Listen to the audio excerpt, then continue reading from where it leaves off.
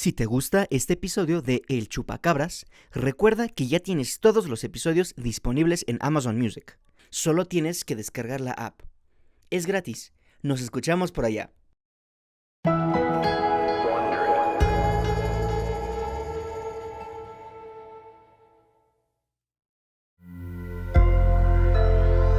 Sonoro.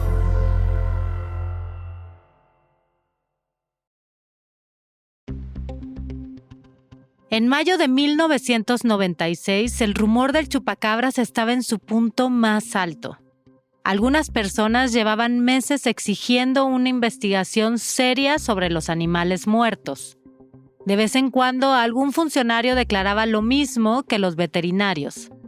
Los asesinos de animales eran caninos o felinos. Y esas respuestas se perdían en los cientos de reportajes que hablaban de la existencia de un extraño depredador.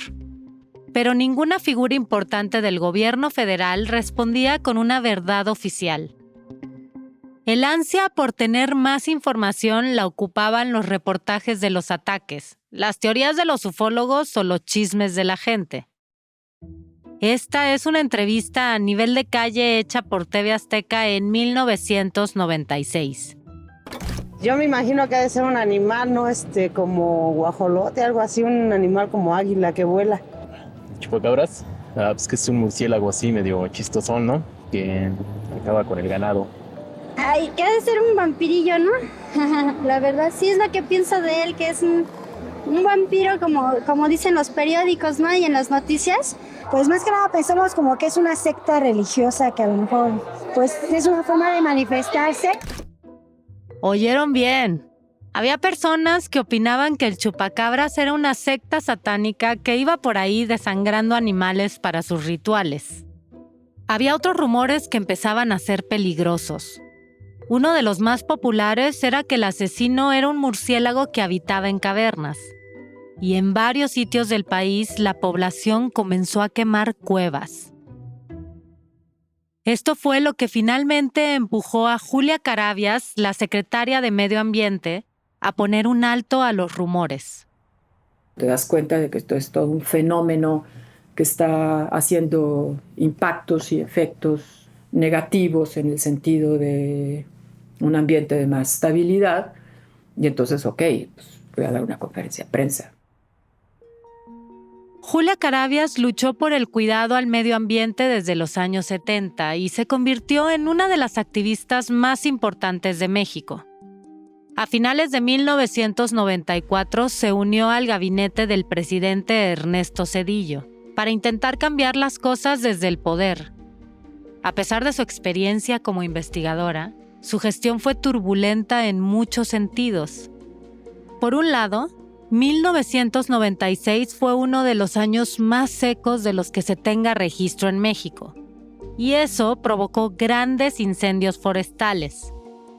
Yo sueño todavía con esos incendios porque fue una cosa muy impactante. Era el presagio del calentamiento global. Se detuvieron las exportaciones de ciertos alimentos agrícolas. El ganado se moría de sed, y la escasez de agua provocó recortes en algunas ciudades. Además, en medio de esa crisis climática, la población y algunos políticos le exigían a Carabias que le diera prioridad al tema del chupacabras. El 14 de mayo de 1996, Julia Carabias se acomodó en una mesa frente a un micrófono. Reunió a una congregación de periodistas con ansias de un buen chismecito. La secretaria de Medio Ambiente por fin hablaría del chupacabras. Me parecía que era un exceso el tener que estar explicando, porque soy muy reacia a todo el tema de la superstición. Para decepción de los amantes de lo paranormal, Carabias eligió la ciencia. La secretaria repitió lo que ya habían dicho los veterinarios. Era obvio que los asesinos eran felinos o jaurías de perros. La conferencia de prensa no logró apagar el rumor del chupacabras y además desató críticas y ataques contra ella. ¿Cuál era el ataque? ¿No lo puede controlar? El ataque era, está tan alejada del pueblo que ni siquiera puede tener la sensibilidad de darse cuenta que la gente está angustiada y piensa en ello y sale con sus raciocinios científicos. Entonces me estaban atacando casi como por estar explicando la verdad. Carabias asegura que desde que la designaron secretaria, en diciembre del 94, soportó golpes de columnistas y de periodistas cercanos a grupos políticos del PRI. La cuestionaban por no ser militante del partido. La llamaban hippie por su forma de vestir. Algunas críticas eran tan violentas que llegaban a decir que Julia era incapaz de cumplir su trabajo por ser mujer. Y yo creo que fue alimentado por algunos que le subieron de volumen. Si no hubiera sido yo mujer y si hubiera sido priista, yo creo que el chupacabras no crece tanto, porque me parece que se utilizó y se hizo más grande. Claro que se hizo grande por muchas razones de las que ya he hablado, pero también porque la verdad oficial llegó tarde. Tan tarde que el sospechosismo ya estaba disparado. Y quizás no le creían a Julia Carabias por algo más simple. Era parte del gobierno de Ernesto Zedillo. Para los mexicanos era imposible confiar en las declaraciones de una administración que había destruido el sueño mexicano.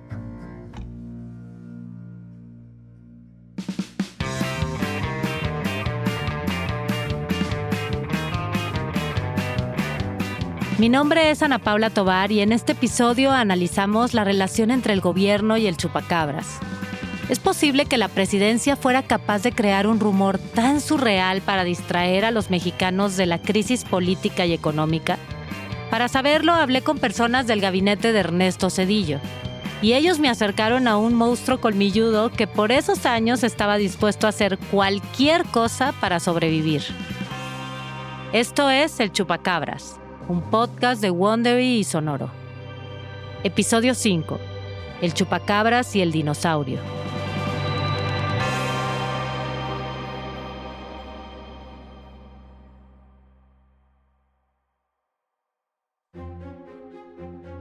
La desconfianza en el gobierno de Ernesto Zedillo iba mucho más allá de creer o no en la explicación científica de Julia Carabias sobre el chupacabras. Se extendía fuera de las fronteras de México. Después de la crisis económica, nadie confiaba en nuestro país. La administración en turno decidió ponerle mucha atención al extranjero, porque los dólares que salvarían la economía vendrían de fuera. Para lograrlo, buscaron mejorar la imagen de México en el exterior, y el encargado era Antonio Carranza, el vocero internacional.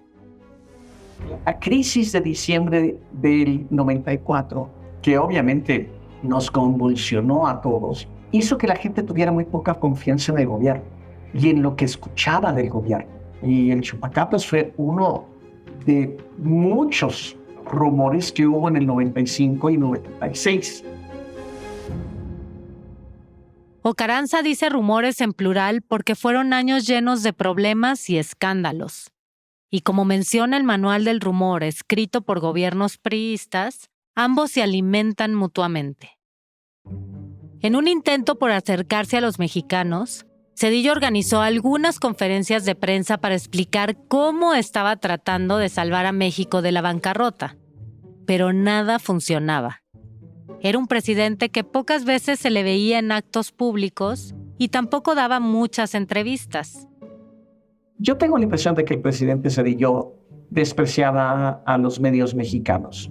No era afecto a la prensa. La relación entre la prensa mexicana y Zedillo era áspera. Muchos medios extrañaban aquellos banquetes en las conferencias de prensa, pero también olían la posible caída del régimen priista. El dinosaurio, como se le llama popularmente al PRI por perpetuarse décadas en el poder, parecía que se acercaba a su extinción. México se estaba transformando en muchos aspectos.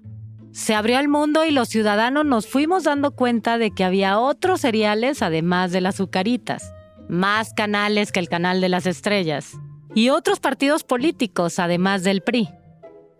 No obstante, y aquí es donde quizás sí te diría, él veía con mucha seriedad a los medios internacionales y les tenía más respeto. Zedillo sí le dio entrevistas al New York Times y al LA Times, según Ocaranza, porque su objetivo era atraer de nuevo a inversores extranjeros. A falta de mimos, algunos sectores de la prensa nacional comenzaron a irse por la libre y reportar lo que realmente estaba sucediendo. Pero hubo otros que permanecieron fieles al discurso del Estado. En este contexto apareció la noticia del chupacabras. El rumor del supuesto monstruo pudo venirle como anillo al dedo a Ernesto Zedillo. Más gente hablando del chupacabras era menos gente hablando de la crisis. Y yo necesitaba que alguien de su gobierno me dijera si ellos habían promovido este rumor.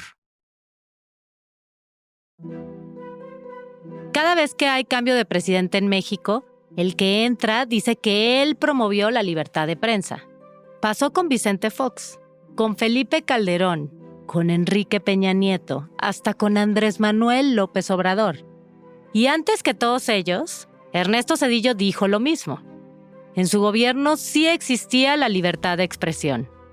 Esto también lo dijo Marco Provencio, uno de los voceros de Zedillo durante su sexenio, cuando lo entrevisté para saber cómo manejó el gobierno el rumor del chupacabras. Y la administración del presidente Zedillo básicamente consideró, pues los medios son libres de ser medios. Y yo como gobierno no tengo que estarlos apapachando todo el tiempo. Esa supuesta libertad de expresión al parecer solo funcionaba cuando el medio era cercano al gobierno. Porque ya sabemos que la administración de Zedillo no apapachó a algunos medios como a El Universal. Cuando el chupacabras era la noticia más popular en México, Marco Provencio era el vocero de la Secretaría de Hacienda y tenía una tarea complicada: comunicar las acciones económicas del gobierno en medio de una crisis profunda. Pero un ser con alas y colmillos le estaba robando los micrófonos. Curioso que durante una época más gente creyera en la existencia del chupacabras a creer en la argumentación gubernamental de que si no ha sido por el Fobaproa, la profundidad de la crisis hubiera sido brutal. No es tan curioso, tomando en cuenta que la prensa dedicó muchas horas para cubrir miles de aspectos del chupacabras. Que si le gustaba solo la sangre o también las vísceras, si volaba o brincaba, si era extraterrestre o una especie no descubierta.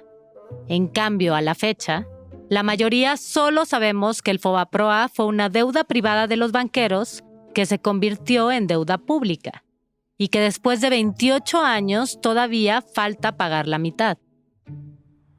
Después de que Provencio defendiera las decisiones de Zedillo ante la crisis económica, insistí en la idea de saber si el gobierno utilizó al chupacabras como cortina de humo.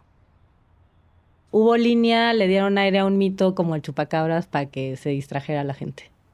Yo no diría que hubo línea, pero sí diría que no cayó mal, que hubiera de repente un mito de ese tipo que está corriendo y que está corriendo por su propio carril y que la gente está muy interesada en discutir de estos temas, ¿no?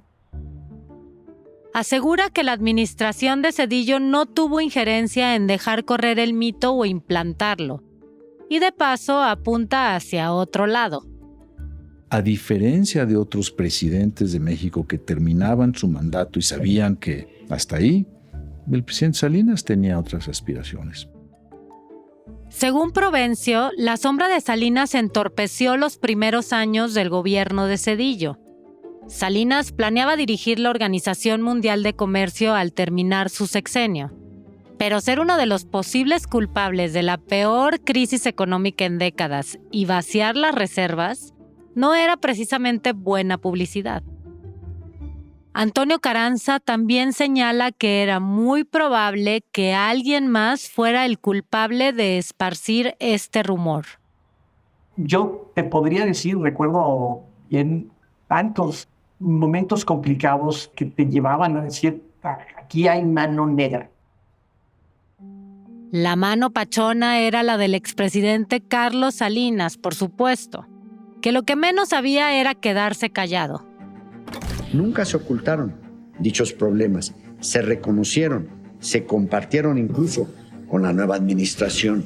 Y lo que sucedió después es que esos problemas, con las decisiones que se tomaron, convirtieron en una crisis.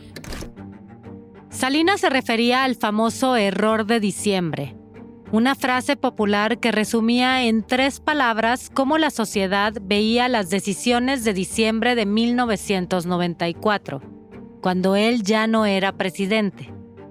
Detrás del chupacabras había una crisis al interior del PRI, el partido que había gobernado México durante 60 años. Esa era probablemente la grieta más grande en el sistema. Salinas y Zedillo no solo pertenecían al mismo partido, eran amigos. Habían trabajado juntos desde los 80. Salinas fue secretario de Programación y Presupuesto en el sexenio de Miguel de la Madrid. Y cuando fue presidente, designó a Zedillo para tomar su lugar en la misma secretaría a partir de 1988. Pero se convirtieron en enemigos a principios de 1995. Existía esa impresión de que el conflicto entre el presidente Zedillo y el expresidente Salinas ocurría por debajo de la superficie, que había cosas que se movían en donde pues, las fuerzas ligadas al presidente Salinas estaban tratando de mantener su espacio, continuar siendo vigentes, etc. Carlos Salinas trataba de limpiar su nombre por sus aspiraciones, pero sobre todo por su personalidad. Quería pasar a la historia como un transformador. A Salinas le gustaban los reflectores, y en cada oportunidad señalaba a su sucesor como alguien incapaz. Zedillo era todo lo contrario. Era un presidente de bajo perfil y, como ya hemos escuchado, se sentía incómodo frente a las cámaras. Salinas y Zedillo se atacaron abiertamente, y no fue solo a causa de la crisis económica. Pero yo te diría que en 1995 la manera de convivir del PRI se rompió, porque un presidente del PRI metió al hermano de otro presidente del PRI a la cárcel, y el presidente saliente tuvo que exiliarse. Muchos presidentes mexicanos de la era moderna tomaron decisiones fuertes y muy mediáticas para legitimarse. Salinas metió a la cárcel a un líder sindical poderoso. Calderón inició una guerra contra el narcotráfico. Y López Obrador canceló la construcción del nuevo aeropuerto de la Ciudad de México. Pero nunca nadie se ha atrevido a tanto como Zedillo. Raúl Salinas, hermano del expresidente Carlos Salinas, está acusado de planear el asesinato de José Francisco Ruiz Massieu. Nuestro corresponsal Bruno López. Raúl Salinas fue detenido a finales de febrero de 1995, acusado de ordenar el asesinato del esposo de su hermana, José Francisco Ruiz Massieu, quien además era secretario general del PRI. Ruiz Massieu fue asesinado unos meses después de Colosio, y esto desnudó por completo los problemas que había al interior de su partido. La detención de Raúl por poco y termina a balazos. Su escolta, miembros del Estado Mayor Presidencial, contemplaron por un momento el oponerse a que se llevaran a su jefe. Al final, Raúl salió de su casa por su propio pie, vestido con un traje sastre gris y esposado de las manos. Los Salinas siempre dijeron que fue una emboscada porque el fiscal le pidió una cita a Raúl para conversar, pero llegó con policías y una orden de aprehensión. Este escándalo tenía tintes telenovelescos. Había intriga política y familiar. Superaba por mucho el dramón de Juan del Diablo en Corazón Salvaje. Encarcelar a Raúl Salinas fue una forma brutal de Zedillo de romper con el expresidente Salinas, o un show mediático para demostrar quién era el nuevo jefe. Días después del encarcelamiento de su hermano, Carlos Salinas tomó 2 decisiones. Primero, renunció a su candidatura para dirigir la Organización Mundial de Comercio. Y segundo, hizo su propio espectáculo. Quiero afirmar que he sido objeto de una campaña de hostigamiento y falsedades. A principios de marzo del 95, Salinas convocó a los medios en un barrio popular de Monterrey para anunciar que haría una huelga de hambre, como protesta a esa supuesta campaña de desprestigio a él y a su familia. Podría en esta ocasión hablar de traiciones, deslealtades y cobardía. Fueron precisamente los errores en el manejo de la evaluación en diciembre lo que provocó que se pasara de un problema a una crisis y no precisamente lo realizado en mi gobierno. Al terminar su pequeño discurso, caminó rodeado de la prensa hacia una casa humilde. Se sentó en una cama individual al lado de un buró con fotos suyas, una banderita de México y varias botellas de agua. Su huelga solo duró 36 horas. Rompió el ayuno con un picadillo con papas y frijoles de la olla, después de que Zedillo le mandó a alguien para negociar. Nunca sabremos lo que pasó a puertas cerradas, pero Carlos Salinas se subió a un avión 10 días después y se autoexilió en el extranjero. Su hermano Raúl salió de la cárcel en el 2005. Se le retiraron los cargos por ese asesinato, delito que nunca, ni él ni su familia aceptaron. Pero en 1995, al mismo tiempo que Raúl Salinas entraba a la prisión, el chupacabras comenzaba a matar animales en la selva de Puerto Rico. Sí te voy a decir que para mí el chupacabras en el 95 tenía más sentido que en el 96. Ocaranza cree que Zedillo no necesitaba encarcelar a Raúl Salinas para legitimarse o distraer, y que un monstruo le hubiera sido más útil en su año más negro. Es cierto, el 95 fue terrible para el gobierno, pero Ocaranza olvida que en 1996 la imagen de Ernesto Zedillo seguía en caída libre. La aprobación del presidente era baja desde el inicio de su mandato y mantenía esa tendencia. Además, en febrero del 96, el mismo mes que el chupacabras comenzaba a ser popular en los medios, se transmitió en televisión nacional el video de la masacre de Aguas Blancas, delatando una faceta opresora de Zedillo.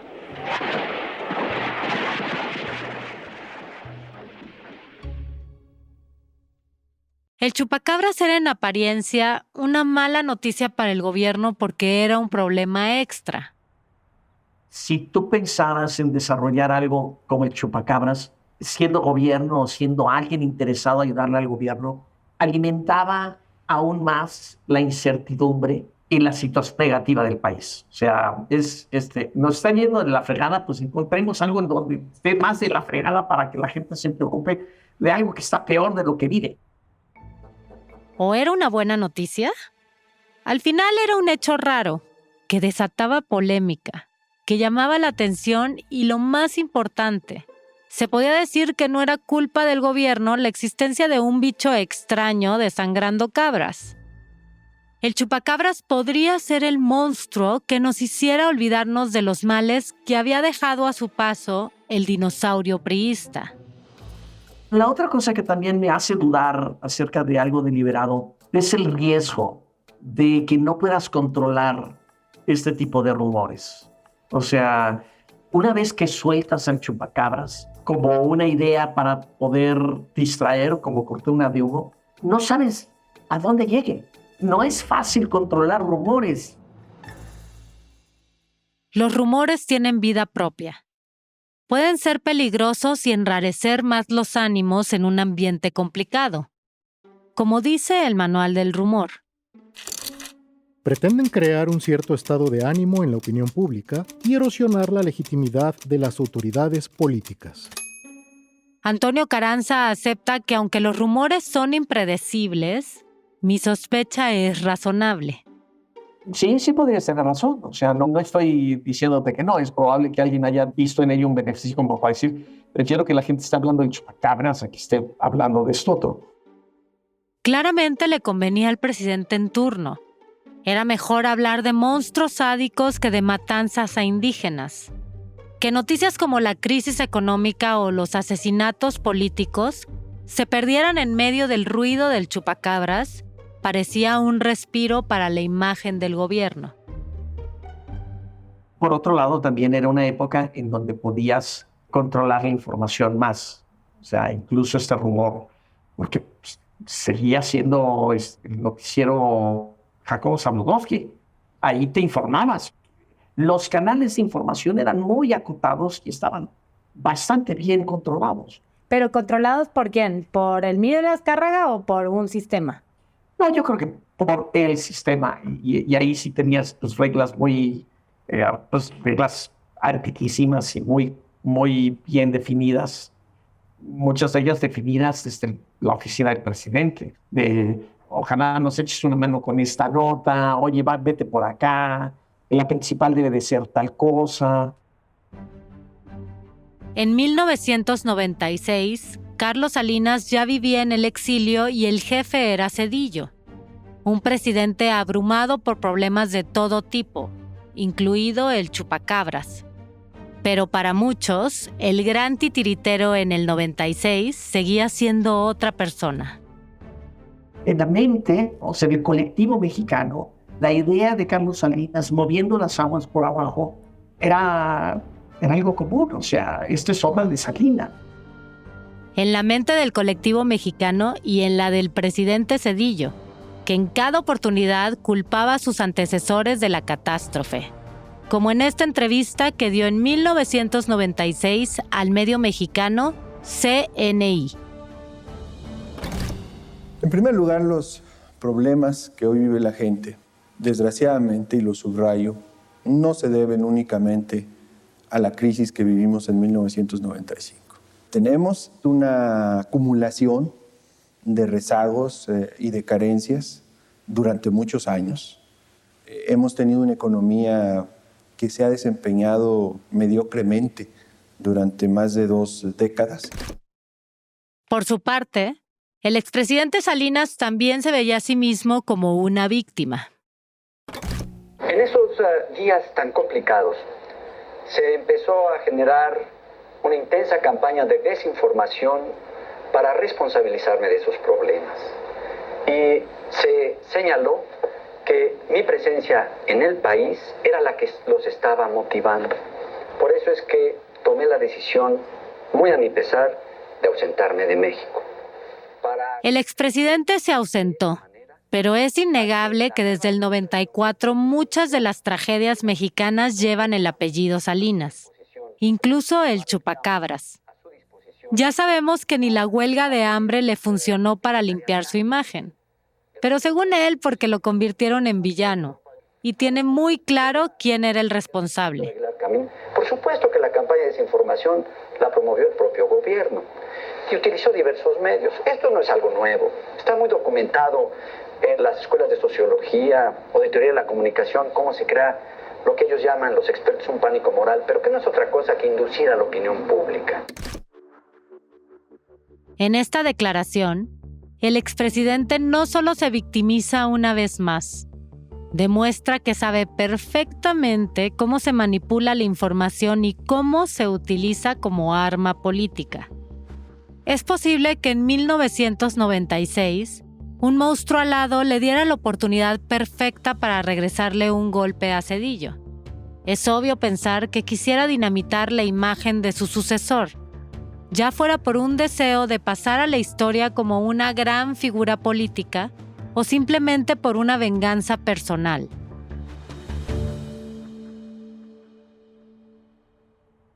Cuando planteaba esta posibilidad en las entrevistas, varias personas respondieron prácticamente lo mismo, que tenía que buscar a José Carreño porque él podría darme más pistas. Pepe Carreño, como es mejor conocido en el mundillo político, fue vocero de Salinas entre 1992 y 1994. Hace algunos años se retiró y no le gusta dar entrevistas. Lo perseguí durante meses sin éxito. Hasta que un día... Me contestó el teléfono. Bueno. Hola, buenos días. Sí, diga. ¿Cómo está, don José? Soy Ana Paula Tovar. Mucho gusto, sí. Es que luego todo el mundo me mandó con usted. Me decían, no, aquí el único que era bueno para la comunicación política es Carreño. Entonces, como apareció tanto en todas mis entrevistas, dije, se me hace que... Lo que descubrí después, se los cuento en el siguiente episodio.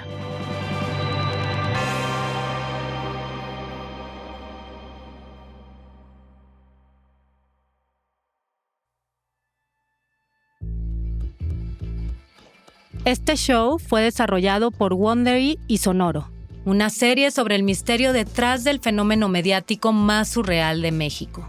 Escrita y narrada por mí, Ana Paula Tovar.